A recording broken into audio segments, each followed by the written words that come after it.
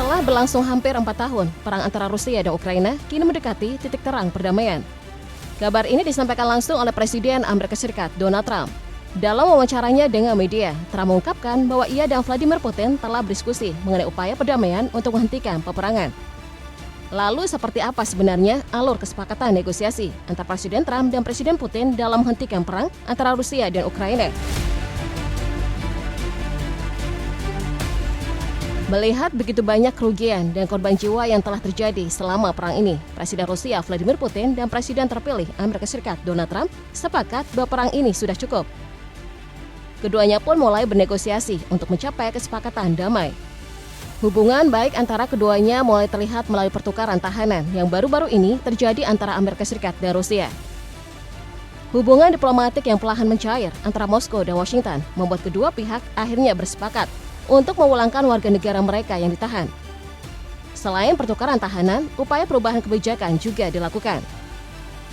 Dalam negosiasi kesepakatan perdamaian yang masih berlangsung, Rusia menyatakan bahwa perdamaian hanya bisa terwujud jika mereka mendapatkan konsesi atas sebagian wilayah Ukraina yang mereka klaim. Melalui utusan khusus Amerika Serikat untuk Ukraina, Keith Kellogg, pemerintah Amerika Serikat menyatakan bahwa permintaan Rusia mungkin perlu dipenuhi agar perang ini bisa diakhiri. Keith Kellogg menggunakan analogi untuk menyelamatkan tentara yang terluka. Hal pertama yang harus dilakukan adalah menghentikan pendarahan. Dengan berbagai upaya yang dilakukan Amerika Serikat untuk menghentikan perang, titik awal negosiasi yang sesungguhnya akan terjadi di Arab Saudi. Di sana, Trump dan Putin akan bertemu dan mulai membahas langkah-langkah menuju perdamaian. Janji Trump untuk segera menghentikan perang antara Rusia dan Ukraina memang harus direalisasikan secepat mungkin. Perang yang telah berlangsung selama beberapa tahun ini telah menelan begitu banyak korban jiwa. Sejak invasi Rusia ke Ukraina hingga 5 Februari 2025, jumlah kematian tentara Ukraina tercatat mencapai angka 45.000 jiwa. Selain memakan korban jiwa, perang ini juga menyebabkan kerusakan besar pada alutsista dan kendaraan tempur kedua negara.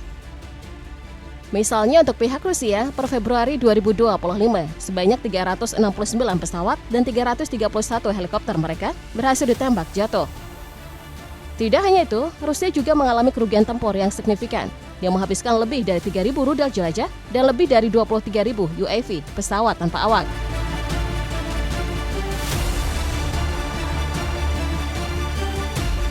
Sikap Trump yang tampaknya mengidentifikasi Putin sebagai satu-satunya faktor kunci untuk mengakhiri perang, membuat peristiwa bersejarah kembali terjadi. Untuk pertama kalinya setelah sekian lama, pemimpin tertinggi Amerika Serikat dan Rusia akhirnya bisa berdialog dan berdiskusi tentang upaya perdamaian dalam perang Rusia-Ukraina. Panggilan telepon antara Trump dan Putin yang berdurasi sekitar 1 jam membuat Rusia merasa gembira. Menanggapi panggilan tersebut, juru bicara Kremlin Dmitry Peskov menyatakan dengan nada kemenangan bahwa posisi pemerintahan Amerika Serikat saat ini jauh lebih menarik. Namun panggilan telepon antara Putin dan Trump mematik respon tersendiri dari Presiden Ukraina Volodymyr Zelensky. Meski tidak senang karena Trump menelpon Putin terlebih dahulu, Zelensky mengaku telah berdialog dengan Trump dan menyebut percakapan mereka sangat bermakna. Menurut Zelensky, secara tidak langsung, Trump menjanjikan bahwa dengan kekuatan Amerika Serikat, ia dapat mendesak Rusia untuk segera menyetujui kesepakatan perdamaian. Meski begitu, Zelensky tampak gusar setelah mengetahui bahwa Trump dan Putin akan bertemu langsung di Arab Saudi tanpa melibatkan Ukraina. Dalam pidatonya di Munich Security Conference, Zelensky mengungkapkan kekesalannya dengan menyindir Putin adalah anggota NATO yang paling berpengaruh. Sementara itu, potensi perdamaian yang ditawarkan Amerika Serikat kepada Rusia membuat Menteri Pertahanan negara-negara NATO berkumpul di Brussels. Dari informasi yang ada, NATO tidak akan mengirim pasukannya untuk terlibat dalam upaya perdamaian antara Rusia dan Ukraina. Selain NATO, Sekutu Barat juga menunjukkan sikap yang beragam. Misalnya dalam sebuah wawancara dengan media, Menteri Luar Negeri Jerman menyatakan pesimismenya dan mengatakan bahwa Rusia adalah pihak yang sulit diajak bekerja sama. Di tengah upaya para pemimpin dunia untuk mencapai kesepakatan perdamaian, situasi perang antara Rusia dan Ukraina masih terus berlangsung. Peperangan yang telah berlarut-larut membuat posisi Ukraina semakin sulit dan terpojok.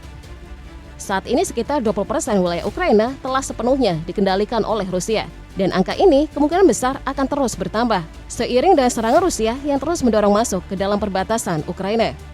Wilayah Ukraina yang semakin tergerus menunjukkan bahwa negara ini tidak mendapatkan bantuan militer yang cukup dari sekutunya. Melihat situasi ini, wajar jika Amerika Serikat sebagai mediator perdamaian segera menghubungi Putin untuk mengatur negosiasi. Meskipun upaya negosiasi sedang dilakukan, Rusia tidak menunjukkan tanda-tanda melunak dan justru terus melancarkan serangan ke dalam wilayah Ukraina. Invasi besar-besaran Rusia ke Ukraina awalnya dipicu oleh keinginan Ukraina untuk bergabung dengan NATO. Hal ini menjadi isu penting yang ingin diamankan oleh Rusia. Ketegasan Rusia dalam mengambil sikap ternyata membuahkan hasil. Akibat perang berkepanjangan, negara-negara anggota NATO mulai mempertimbangkan kembali keputusan mereka untuk menerima Ukraina sebagai anggota. Dari informasi yang ada, sekitar 7 negara sepakat untuk menolak keanggotaan Ukraina. Situasi ironis ini membuat Ukraina semakin terpojok dan menjadi pihak yang paling dirugikan. Selain itu, situasi politik Ukraina juga berada pada titik krusial. Isu pemilihan umum di Ukraina semakin mengemuka dan Zelensky merespon dengan menyangkal bahwa hanya Putin dan beberapa pihak di Amerika yang menginginkan pemilu segera dilaksanakan. Negosiasi perdamaian antara Rusia dan Amerika Serikat tidak hanya mengubah lanskap politik di Eropa Timur, tetapi juga membentuk ulang dinamika geopolitik global. Dengan perang yang berpotensi berakhir, Rusia semakin memperkuat hubungannya dengan negara-negara kunci seperti Turki dan Arab Saudi, sambil mempertahankan kerjasama strategis dengan Teheran. Namun Rusia tidak membangun aliansi militer penuh seperti yang dimilikinya dengan Korea Utara. Hal ini menunjukkan posisi Rusia sebagai kekuatan yang fleksibel, tetapi tetap menjaga batasan dalam konflik tertentu. Di Timur Tengah, Rusia diperkirakan akan tetap netral terhadap kebijakan ekspansionisme Israel dan tidak akan terlibat langsung dalam konflik terkait Palestina. Pendekatan ini menunjukkan bahwa Rusia lebih mengutamakan stabilitas kawasan daripada keterlibatan aktif dalam konflik ideologis. Dengan demikian, Rusia berhasil mengamankan kepentingan ekonominya sekaligus memperkuat citranya sebagai mediator pragmatis di panggung dunia.